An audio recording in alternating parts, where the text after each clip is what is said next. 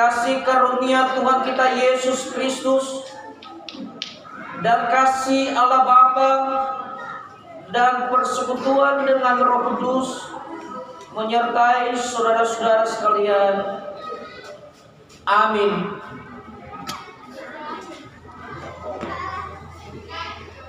Kebenaran firman Tuhan kepada kita di dalam Natal GNKP Indonesia Jemaat Martunia Kota Bogor sesuai dengan tema yang telah dibuat oleh PGI, dan GNKP Indonesia juga menjadi anggota PGI, dan itulah yang akan saya sampaikan kepada kita pada sore menjelang malam hari ini.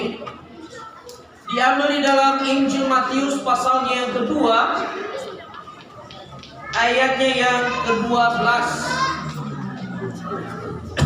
Injil Matius pasalnya yang kedua, ayatnya yang ke-12. Firman Tuhan berkata, dan karena diperingatkan dalam mimpi supaya jangan kembali kepada Herodes, maka pulanglah mereka ke negerinya melalui jalan air. PGI mengambil bagian B-nya saja, yang mengatakan bahwa pulanglah mereka ke negerinya melalui jalan lain. Sebelum saya menyampaikan firman ini, mari kita minta pimpinan Tuhan, kita berdoa. Bapa di surga, dalam nama Yesus, kami rindu Engkau memberkati kami lewat kebenaran firman-Mu pada sore menjelang malam hari ini. Tuhan, Engkau menguduskan hati pikiran pendengaran kami, sehingga setiap benih firman-Mu yang disampaikan dapat berakar, bertumbuh dan berbuah dalam kehidupan kami. Kuduskan hati kami Bapa, kuduskan pikiran kami. Biarlah kami tidak hanya sekedar merayakan Natal, tetapi malam hari ini kami rindu mengalami perjumpaan pribadi dengan Tuhan Yesus. Paksakan kehendak-Mu dalam hidup kami Bapa. Kami siap mendengar kebenaran firman-Mu. Dalam nama Yesus kami berdoa. Semua yang percaya katakan amin. Selamat malam menjelang, selamat sore menjelang malam Bapak Ibu. Terimalah salam damai sejahtera. Shalom. Shalom. Shalom. Shalom. Saya percaya bahwa sore hari ini kita benar-benar rindu diberkati oleh kebenaran firman Tuhan. Amin. Amin. Kita tidak hanya sekedar merayakan Natal. Ada banyak kita melihat, ada banyak orang merayakan Natal, tetapi Yesusnya mereka tidak alami dalam kehidupan mereka. Untuk itu pada sore hari ini saya rindu seluruh jemaat Tuhan, khususnya jemaat Marturia Kota Bogor, sekalipun sudah ada snack di depan kita, silakan dipergunakan Bapak Ibu. Tetapi kita juga tetap fokus untuk mendengar firman Tuhan. Amin Bapak Ibu. Amin. Kalau bisa guru-guru sekolah minggu anak-anaknya kita tolong ditenangkan, karena kita rindu diberkati. Kita tidak hanya sekedar merayakan Natal. Ada banyak orang ketika pulang ditanya firman Tuhannya apa tadi, dia tidak tahu firman Tuhannya. Yang dia tahu adalah ketawa-ketawanya. Mohon maaf, saya rindu karena tema kita hari ini, subtemanya ini sangat luar biasa, mengatakan bahwa dengan semangat Natal, GMKP Indonesia Jemaat Marturia Kota Bogor mengalami pembaharuan hidup. Ini yang saya akan tekankan lewat kebenaran firman Tuhan ini, bahwa orang yang mengalami perjumpaan dengan Tuhan, maka hidupnya akan dibaharui. Amin. Amin.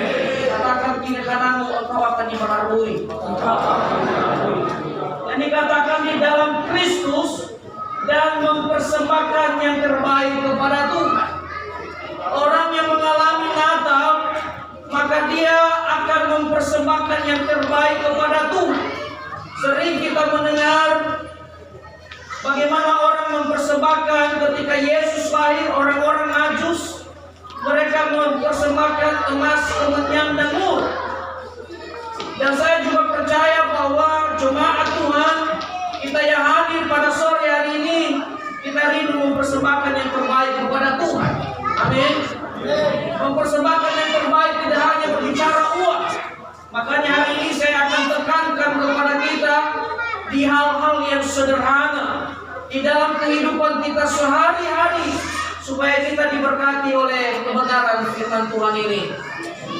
Bapak Ibu yang dikasihi oleh Tuhan Yesus, kita bisa melihat bahwa peristiwa ini, di mana orang Majus pada waktu itu, mereka datang menemui Yesus. Ya, mereka datang menemui Yesus, mereka membawa persembahan kepada Yesus karena mereka sudah mendengar bahwa Yesus Raja itu telah lahir. Dan ada pesan kepada mereka, kalau mereka sudah menemukan di mana Raja itu, di mana anak yang lahir itu, maka mereka harus memberitahukannya kepada Herodes. Kalau kita melihat sejarah, ada yang disampaikan oleh Herodes, dia mau melihat juga, tetapi nilai negatif yang ada kepada Herodes pada waktu itu, karena dia merasa tersaingi. Ya.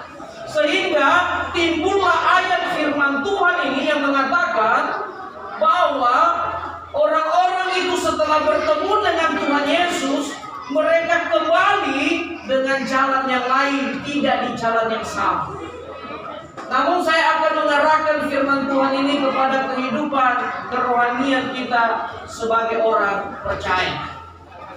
Kita melihat bahwa orang yang bertemu dengan Yesus, dia pasti mengalami pembaharuan hidup. Katakan bersama saya, pembaharuan hidup. Pembaharuan hidup. Sekalipun kita orang percaya, kita berkata saya orang Kristen dari lahir sampai dewasa, tapi kalau kita belum mengalami pembaharuan hidup, maka saya mau katakan Yesus belum lahir dalam kehidupan kita. Tetapi orang yang sudah mengalami Yesus, orang yang sudah lahir Yesus dalam hidupnya, maka hidupnya akan berubah. Katakan kiri kananmu, engkau pasti berubah. Berubahnya bukan seperti di film-film menjadi Superman ya Bapak Ibu, tetapi berubahnya kita menyerupai seperti karakter Kristus dalam hidup kita. Amin. Ya.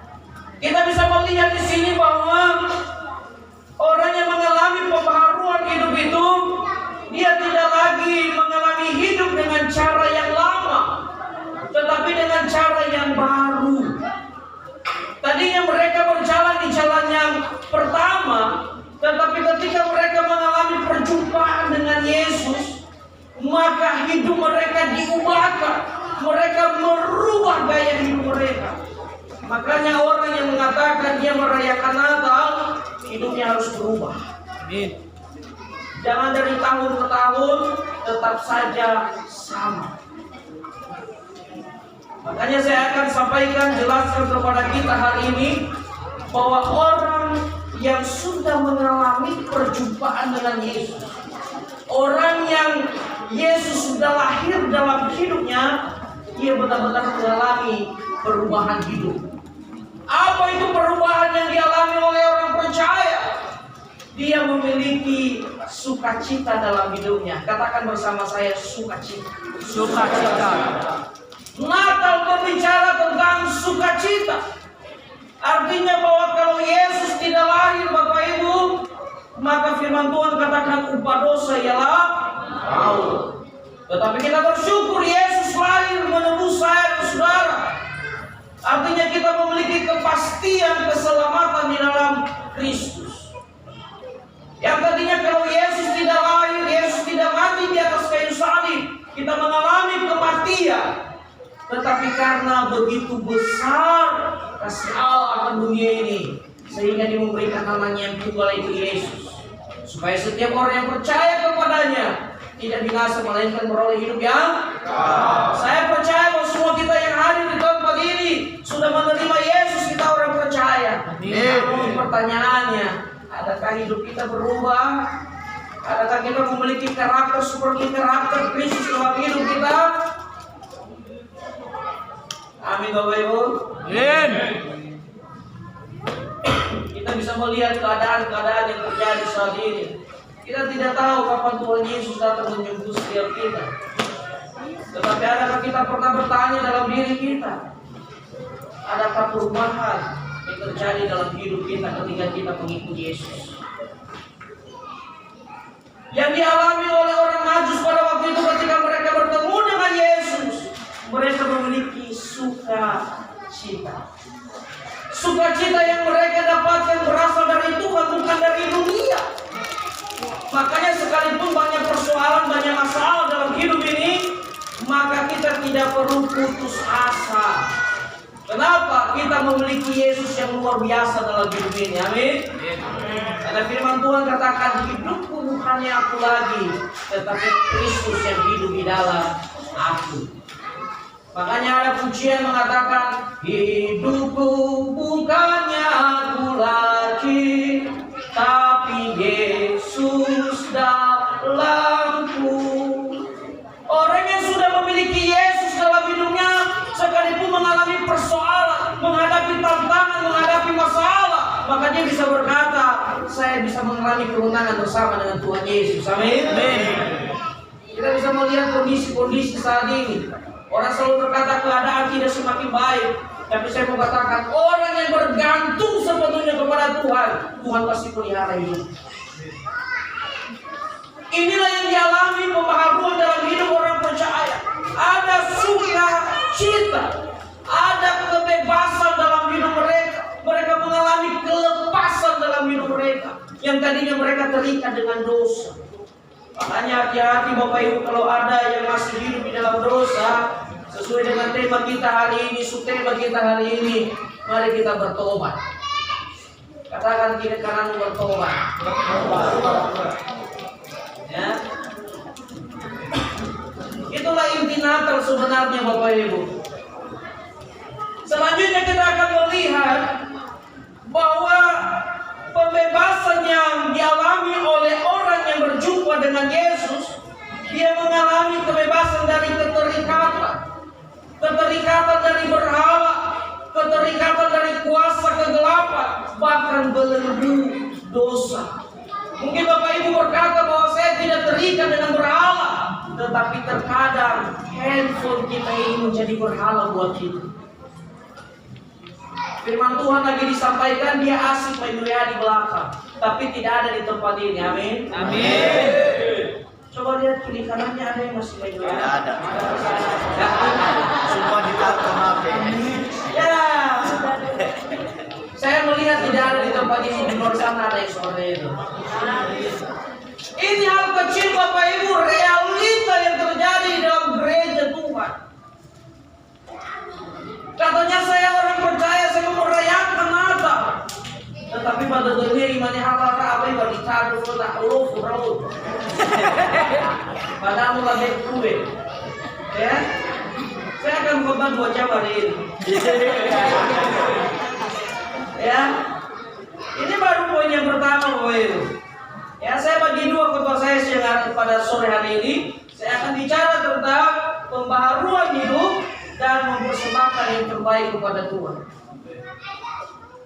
Selanjutnya kita akan melihat bahwa pembebasan yang dialami oleh orang yang berjumpa dengan Yesus, dia mengalami pembebasan dari segala kutuk. Ada banyak orang berkata dia hidup di dalam kutuk, tapi saya mengatakan orang yang percaya Yesus dia tidak akan pernah hidup lagi dalam kutuk. Amin. Amin. Karena ketika Yesus mati di atas kayu salib, dia berkata sudah selesai. Segala kutuk, segala sakit penyakit, Tuhan sudah tanggung di atas kayu salib. Jadi Bapak Ibu jangan berpikir lagi ketika Bapak Ibu mengalami sakit penyakit berkata bahwa ini kutukan. Orang percaya tidak hidup lagi di dalam kutukan. Ketika Bapak Ibu keuangannya serat-serat dalam hidup ini berkatakan bahwa mungkin ini kutuk. Orang yang percaya kepada Yesus dia tidak hidup lagi dalam kutuk. Amin. Karena Yesus berkata dalam Yohanes 10 ayat 10, aku datang supaya engkau mempunyai hidup dan mempunyai dalam segala kelimpahan. Katakan kiri kanan, Yesus datang supaya engkau mempunyai hidup. Yesus datang supaya engkau mempunyai hidup. Kalau kita punya Yesus dalam hidup ini, kenapa kita perlu takut dalam hidup ini? Kita di dunia ini hanya sementara Bapak Ibu. Untuk itu mari kita mempersiapkan diri kita. Kita mendengar informasi dari BMKG ada lempengan yang di Bandung ya. Mungkin kalau kita tidak percaya Yesus, akawi tidak mulu. Tidak merasa ia ada di kabunya, tidak merasa ia ada begitu ya. Tetapi saya mau katakan orang yang percaya kepada Yesus dia tidak pernah takut akan hal itu. Kapanpun Tuhan Yesus datang, apapun yang terjadi, dia tidak perlu takut. Kenapa? Karena dia sudah punya kepastian dalam hidupnya. Dia punya kepastian keselamatan dalam hidupnya. Makanya orang-orang najis pada waktu ketika mereka pulang, mereka bersuka cita. Bahkan ketika mereka datang, mereka mempersembahkan yang terbaik kepada Tuhan. Mereka membawa emas, kemenyan dan mur.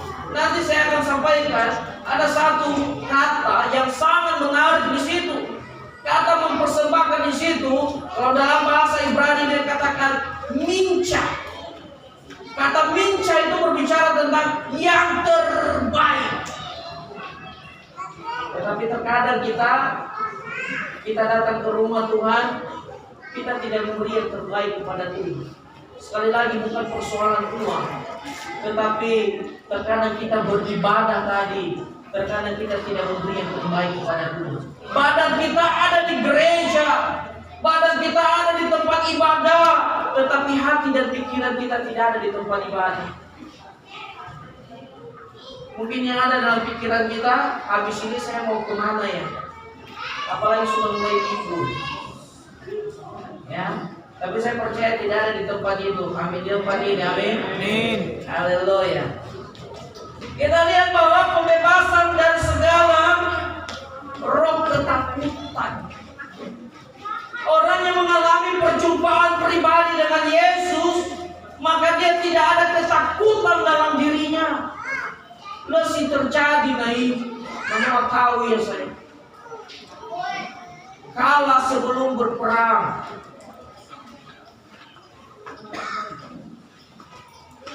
Terkadang kita seperti itu. Lesalua naik, bangau suku dabata. Padahal Tuhan katakan roh yang ada dalam diri kita lebih besar dari roh yang ada dalam dunia. Tuhan memberikan roh keberanian kepada kita. Dia selalu menyertai kita. Sebelum Tuhan Yesus naik ke surga, dia berkata, jangan takut, sebab aku menyertai engkau. Inilah yang dialami oleh orang yang berjumpa dengan Yesus. Inilah yang dialami oleh orang percaya. Dia tidak takut di dalam menjalani kehidupannya. Sekalipun banyak tantangan, banyak rintangan. Sekarang kita melihat ada banyak gereja yang tidak bisa merayakan Natal. Kemarin saya melihat berita, ada beberapa gereja yang tidak bisa merayakan Natal. Apakah kita takut akan hal itu? Mari kita mempersiapkan diri kita untuk gereja yang sesungguhnya bukan di dunia, tapi gereja yang sesungguhnya adalah kehidupan kita. Amin. Selanjutnya kita akan melihat bahwa orang yang mengalami perjumpaan dengan Yesus, dia selalu memiliki pengharapan. Kalau dalam bahasa Nias, sokunia vanutuna. Makanya ada yang namanya vanutuna, supaya dia memiliki pengharapan dalam hidup. Jadi orang yang mengalami perjumpaan dengan Yesus itu ada pengharapan dalam hidupnya. Dia tidak cepat putus asa. Dia tidak pernah kecewa. Katakan bersama saya, tidak pernah kecewa. Tidak pernah kecewa. Kenapa? Karena di dalam Yesus selalu ada pengharapan baru. Ini Natal yang sesungguhnya. Di dalam keseharian kita, adakah kita tetap memiliki pengharapan akan Kristus? Atau ketika ada persoalan, ada masalah dalam hidup ini, kita meninggalkan Tuhan. Kita bersungguh-sungguh, kita menyalahkan orang lain, dan terkadang kita juga menyalahkan Tuhan. Mungkin kita berkata, Tuhan tidak adil. Masalah yang satu belum selesai, kok Tuhan tambahkan masalah yang lain. Tetapi sebenarnya saya selalu katakan Bapak Ibu, berkat terbesar dalam hidup orang percaya bukan ketika dia memiliki uang yang banyak, bukan ketika dia memiliki harta yang banyak, tetapi berkat terbesar dalam hidup orang percaya ketika dia diperhadapkan dengan masalah dan dia bisa melewati masalah itu bersama dengan Yesus. Itulah berkat terbesar dalam hidup orang percaya. Siapa yang mau diberkati di tempat ini? Semua. Berarti kita berdoa supaya banyak masalah. Bukan begitu Bapak Ibu. Kalau Tuhan mengizinkan masalah terjadi dalam hidupmu, jangan berkata dalam nama Yesus masalah untuk pergi. Tetapi katakan, ketika engkau menghadapi masalah, katakan terima kasih Tuhan, mampukan saya untuk melewati masalah ini. Itulah orang percaya. Jangan tolak masalah dalam hidupmu, karena masalah mendewasakan kita, membuat otot-otot rohani kita makin kuat di dalam Tuhan. Ya.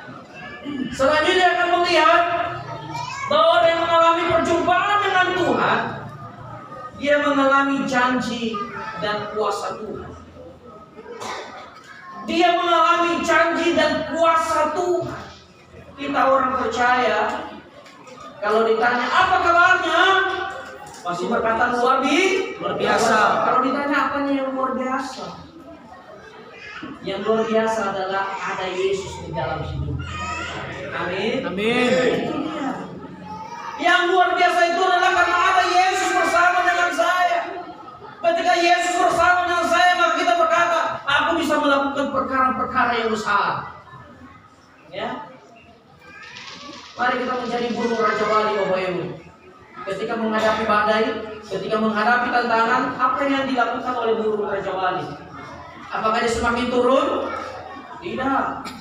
Burung Raja Wali, ketika ada angin yang kencang, maka yang dilakukan oleh burung Raja Wali adalah dia semakin terbang, naik dan tinggi. Ketika ada burung gagak mengejar Raja Wali, maka yang dilakukan oleh burung Raja Wali apa? Dia semakin naik karena dia tahu burung gagak itu dalam ketinggian tertentu dia tidak bisa mencapai itu, sehingga burung gagak itu jatuh dan mati. Ini yang Tuhan mau dalam hidup kita, dalam kita merayakan Natal. Ketika engkau menghadapi persoalan dalam hidupmu, mari kita semakin naik dan Tuhan turun dalam hidup ini. Amin. Amin. Ya, karena kita punya Yesus yang hebat. Kita punya Yesus yang dahsyat dalam hidup ini. Ya, kita sering menyanyikan punya bagi Tuhan tak ada yang mustahil, bagi Tuhan tak ada yang tak mungkin. Terkadang kita hanya menyanyikan pujiannya, tetapi kita tidak mengimani pujiannya. Tapi saya percaya sore hari ini, ketika kita menyanyikan pujian itu, kita mengimani pujian itu. Amin. Amin. Bahwa kita akan melakukan perkara-perkara yang besar, dan kita akan mengalami mujizat demi mujizat terjadi dalam kehidupan kita sebagai orang percaya. Saya masuk pada poin yang kedua.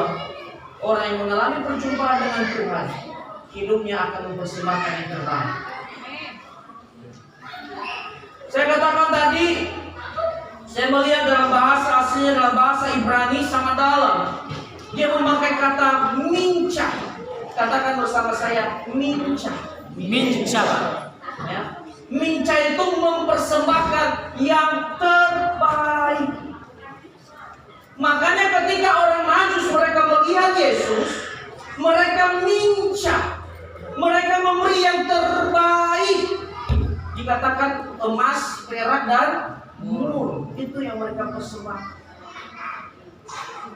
Dan hendaknya kita juga orang yang sudah mengalami Yesus dalam hidup kita, kita mempersembahkan yang terbaik. Katakan kiri kanan, mempersembahkan yang terbaik. Ya. Saya dekatkan firman Tuhan ini di dalam Roma 12 ayat 1. Yang mengatakan berubahlah oleh pembaharuan budi. Itulah ibadahmu yang sejati. Bagaimana kita mau mempersembahkan yang terbaik kepada Tuhan? Saya bawa ke hal-hal yang sangat sederhana. Yang pertama, Bapak Ibu, apa yang harus kita persembahkan kepada Tuhan?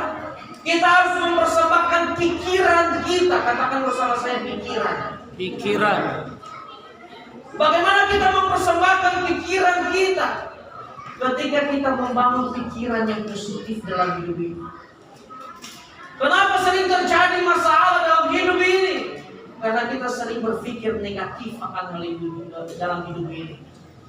Ketika teman kita dia sudah berbisik kepada temannya yang satu, kita yang melihat berkata, mungkin dia lagi menggosipin saya. Padahal ketika mereka berbisik, dia berkata, wah tahu ibu itu lipstiknya bagus sekali. Padahal yang melihatnya dia berkata, mungkin dia berkata saya jelek. Kenapa sering terjadi masalah? Karena hal-hal seperti itu. Jadi apa yang harus kita persembahkan Bapak Ibu yang dikasihi oleh Tuhan? Persembahkan pikiranmu kepada Tuhan. Makanya firman Tuhan katakan dalam Filipi, semua yang baik, semua yang benar, yang sedap didengar, itulah yang masuk dalam kehidupan. Jadi mari kita pergunakan apa? Pikiran kita. Di dalam pikiran sering terjadi yang disebut dengan dosa. Ifatutu tudoni yang ngira-ngira, ya. Makanya saya katakan saya mau bawa kita ke hal-hal yang sederhana dalam kehidupan kita sehari-hari. Yang kedua, apa yang harus kita persembahkan Bapak Ibu? Kita mempersembahkan mata dan telinga kita. Mata dan telinga kita. Mata berbicara tentang visi, melihat hal-hal yang baik, ya, melihat hal-hal yang baik. Kalau ada hal-hal yang tidak baik, tutup matamu, ya. Kemudian berbicara tentang telinga. Terkadang kalau membicarakan orang lain, kupingnya bisa panjang, begitu ya. Tapi nggak ada di tempat ini, ya. Dia cepat mendengar itu, ketika ada gosip cepat mendengar. Tapi kalau coba bicarakan firman Tuhan, yo arai wanita itu bukul, apa kedalingan. Tapi lah di benanya deh, amin. Nah, itu dia. Jadi mari kita buka telinga kita di hal-hal yang baik. Kita buka telinga kita kepada kebenaran firman Tuhan. Kita tutup telinga kita ke hal yang tidak baik. Itu yang kita persembahkan kepada Tuhan. Tubuh kita. Itulah ibadahmu yang sejati ketika mempersembahkan seluruh kehidupan kita kepada Tuhan. Selanjutnya, mempersembahkan lidahmu atau mulut kita. Dalam Yakobus 3 ayat 6, mempergunakan mulut kita untuk memuji Tuhan. Katakan bersama saya, memuji Tuhan. Memuji Tuhan. Ya, bukan memperkatakan hal-hal yang tidak baik, bukan menggosipin orang lain, tetapi kita memperkatakan perkataan kita, menggunakan mulut kita untuk memuji dan memuliakan nama Tuhan. Saya kira ini persembahan yang terbaik yang kita berikan kepada Tuhan. Makanya ketika dikatakan mari kita memuji Tuhan, mari kita memuji Tuhan. Setelah itu Tuhan memberikan kesempatan kita untuk bicara, mari sembah Tuhan, tinggikan Tuhan dalam hidupmu. Selanjutnya kita akan melihat mempersembahkan tangan dan kaki kita. Nah ini dia. Ya, di dalam Filipi Efesus 4:28 itu berbicara tentang bekerja untuk menolong orang lain. Kita pergunakan tangan kita untuk mengangkat orang lain. Kita mengangkat orang lain supaya dia hidup, supaya dia mengenal Kristus dalam hidupnya. Bukan sebaliknya, kita mempergunakan untuk merendahkan orang lain. Amin. Kita pergunakan tangan kita untuk memberkati orang lain, bukan merendahkan sesama kita. Itulah Natal sesungguhnya Bapak Ibu. Dia mengalami pembaharuan dalam hidupnya. Yang tadinya dia tidak melakukan firman, sekarang dia melakukan firman. Yang tadinya dia susah untuk memberkati, sekarang dia bisa memberkati orang lain dalam hidupnya. Selanjutnya kita akan melihat bahwa orang yang mengalami perjumpaan dengan Tuhan, dia akan mempersembahkan berbagi dengan sesamanya. Makanya ada kasih. Tuhan Yesus mengasihi saya dan Bapak Ibu. Kenapa kita mengasihi sesama kita? Karena Tuhan Yesus lebih dulu mengasihi saya dan Bapak Ibu semua. Jadi mari kita memiliki karakter Kristus dalam hidup kita. Kita mengalami perubahan dan kita memberikan yang terbaik kepada Tuhan. Amin. Ya, sekali lagi saya katakan memberi yang terbaik tidak hanya berbicara tentang harta, tidak hanya berbicara uang, tetapi dimulai dari kehidupan kita. Ketika kita beribadah kepada Tuhan, beri yang terbaik kepada Tuhan. Ketika engkau sedang beribadah, engkau jangan keluar masuk. Karena kita bukan menghargai pendeta, tapi kita sedang menghargai hadirat Tuhan yang sedang berbicara kepada kita. Amin. Amin. Saya undang kita bangkit berdiri Bapak Ibu. Kita akan pujian. Kita memberikan yang terbaik kepada Tuhan lewat suara kita. Kita katakan glory, glory, haleluya. Mari kita sembah.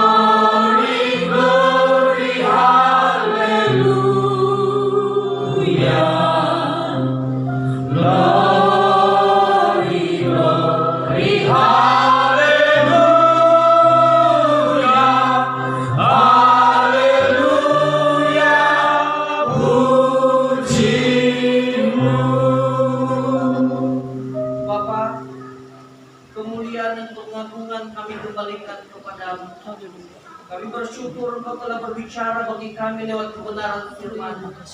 Kami rindu Tuhan, biarlah firman-Mu ini kami lakukan dalam kehidupan kami. Amin. Kami mau mempersembahkan yang terbaik kepada Tuhan. Kami mau Tuhan Engkau ubahkan kehidupan kami. Biarlah kami memiliki karakter Kristus dalam kehidupan kami, Bapa. Bapa dalam surga, hamba-Mu berhenti menyampaikan firman-Mu. Hamba-Mu terbatas, Tuhan. Namun satu hal yang kami tahu, bahwa Tuhan tidak pernah terbatas dalam kehidupan kami. Menolong kami untuk melakukan kebenaran firman Tuhan. Terima kasih Bapa di surga. Paksakan kehendak-Mu dalam hidup kami. Dalam nama Yesus kami telah berdoa dan telah mendengar kebenaran firman Tuhan. Semua yang percaya katakan amin. Beri kemuliaan bagi Tuhan.